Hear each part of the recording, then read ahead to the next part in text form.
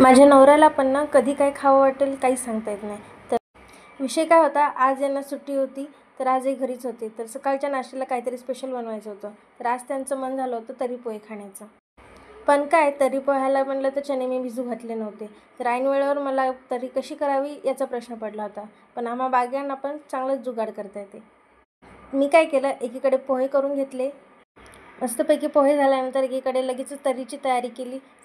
आपली गावरान पद्धतीची तर्री, कांदा, खोबरं, लसूण, हिरवी कोथिंबीर मस्तपैकी एकदा मिक्सरमधून काढून घेतली. लगेचच तेल गरम केलं, त्याच्यात 2 कढीपत्त्याची पानं, टमाटर आणि वाटलेलं वाटण टाकलं आणि कुकरमध्ये मी काय केलं, थोडीशी हरभऱ्याची डाळ घेतली आणि ती मस्तपैकी शिजवून घेतली.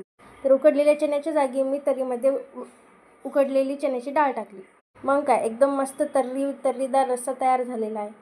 मस्तपैकी नागपुरी स्टाईलची याच्यात टमाटेसुद्धा टाकलेत मी.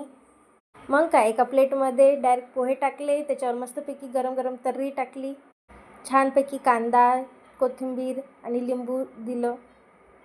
मग काय, झाले की ऐन वेळेवर तयार झाले असे तर्रीदार पोहे. तुम्हाला हा जुगाड कसा वाटला मला कमेंटमध्ये नक्की सांगा. चला भेटूया पुढच्या व्लॉगमध्ये. बाय.